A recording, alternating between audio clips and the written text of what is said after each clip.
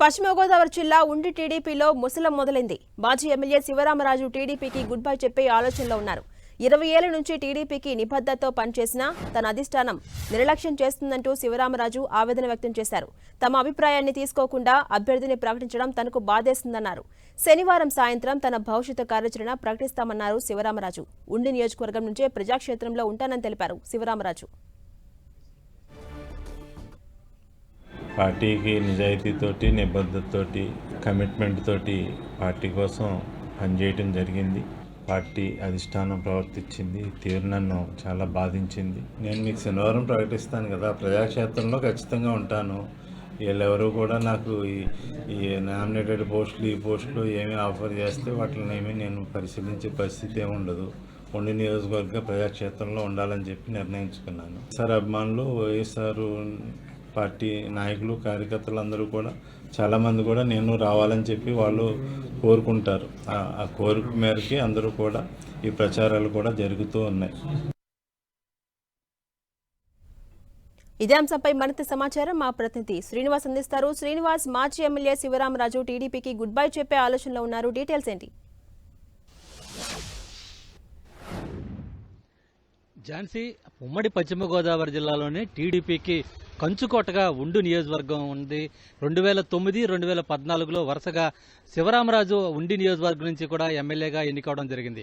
2019లో శివరామరాజును Narasapuram పార్లమెంటుకి Telugu Desam party అధిష్టానం పంపడం జరిగింది. ఇదే సందర్భంలో ఉండి నియోజకవర్గానికి సిట్టింగ్ ఎమ్మెల్యేగా ఉన్నటువంటి మంతెన శివరామరాజును పోటీలో దించడం జరిగింది. అయితే ఈ ఉండి నియోజకవర్గం ఎప్పుడు కూడా టీడీపీకి కంచుకోటగానే ఉంటున్న నేపథ్యం అయితే కూడా కొనసాగింది. అయితే ఇప్పుడు ప్రస్తుత ఎన్నికల్లో 2024 ఎన్నికల్లో ఉండి నియోజకవర్గం సీటు తనకే కావాలంటూ కూడా మాజీ ఎమ్మెల్యే శివరామరాజు కూడా ఇప్పటి వరకు కూడా పట్టుబడడం జరిగింది. కానీ మొదటి దశలోనే ఉండి నియోజకవర్గాన్ని సిట్టింగ్ ఎమ్మెల్యే రామరాజుకు కేటాయిస్తున్నట్లు టీడీపీ అధిష్టానం ప్రకటించింది. అయితే ఈ ప్రకటనతోనే అప్పటి నుంచి కూడా శివరామరాజు టీడీపీకి కొంత అంటనట్లుగా కొన్ని వ్యవహరిస్తున్నారు. కనీసం ఎమ్మెల్యే అభ్యర్థిని ప్రకటించే సమయంలో కనీసం తనతో అధిష్టానం సంప్రదింపులు కూడా జరపకుండా ఏకపక్షంగానే రామరాజును ప్రకటించిందని చెప్పి ఆయన అప్పటి నుంచి కూడా మనస్తాపంతో ఉన్నారు. ఈ నేపథ్యంలోనే శివరామరాజును వైసీపీకి రావాలంటూ కూడా ఆ పార్టీ నేతలైతే కూడా ఆహ్వానించడం జరిగింది.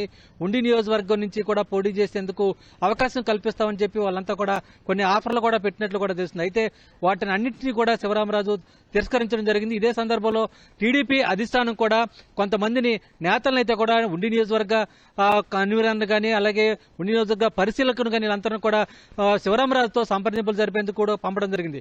అయితే వారందరినీ కూడా ఆయన తిరస్కరించడం జరిగింది. వారందరితో కూడా ఎవరితో కూడా మాట్లాడేందుకు ఆయన అనుమతించలేదు. ఇదే నేపథ్యంలో డైరెక్ట్ గా తాను చర్చించదలుచుకుంటే చంద్రబాబు నాయుడుతోనే మాట్లాడతానని కూడా ఆయన చెప్పిన నేపథ్యంలో ఇప్పటివరకు కూడా చంద్రబాబు అనుమతి అయితే కూడా ఆయనకి చంద్రబాబుతో కలిసేందుకు అవకాశం అయితే కూడా రాలేదు. ఈ నేపథ్యంలో నిన్న ఉన్నటువంటి శివరామరాజు తన కార్యాలయం వద్ద ఉన్నటువంటి టీడీపీ ఫ్లెక్సీలన్నీ కూడా తొలగించడం జరిగింది. లోకేష్ ఫ్లెక్సీ కానీ అలాగే చంద్రబాబు ఫ్లెక్సీ కానీ అలాగే రఘురామరాజు ఫ్లెక్సీ కానీ అటన్నిటి కూడా పూర్తిగా తొలగించి ఆయన తన స్వచ్ఛంద సంస్థ ఏదైతే శివ స్వచ్ఛంద సంస్థ ఉందో దానికి సంబంధించిన బ్యానర్ని ఫ్లెక్సీలను అయితే కూడా ఏర్పాటు చేయడం జరిగింది. కొద్దిసేపటి క్రితమే ఆయన ప్రకటించడం జరిగింది. తాను టీడీపీలో ఉండేది ఇక కుదరదు, అందుకు తన అభిమానులు కానీ అలాగే కార్యకర్తలు కానీ ఎవరు కూడా ఇష్టపడట్లేదు. ఇంత అవమానపరిచిన పార్టీకి, ఇన్ని సంవత్సరాలుగా సేవ చేస్తున్న పార్టీకి తాను ఉండలేని ఇక అని చెప్పి తనను ఘోరంగా పార్టీ అవమానించిందని చెప్పి కూడా ఆయన ఆవేదన వ్యక్తం చేస్తున్నారు. అయితే శనివారం తాను ఏ పార్టీలోకి వెళ్లేది లేదంటే స్వతంత్ర అభ్యర్థిగా పోటీ చేస్తానేది కూడా తాను ప్రకటన చేస్తాను. ఎట్టి పరిస్థితుల్లో ఉండి నియోజకవర్గంలోనే తాను స్వతంత్ర అభ్యర్థిగానైనా ప్రజాక్షేత్రంలో ఉంటానని చెప్పి కూడా ఆయన స్పష్టం చేస్తున్న పరిస్థితి అయితే కూడా నెలకొని. అయితే ఉండి నియోజకవర్గంలో టీడీపీకి కొంత బేటలు మారే అవకాశం అయితే కూడా కనిపిస్తుంది. Jhansi. Right, thank you Srinivas.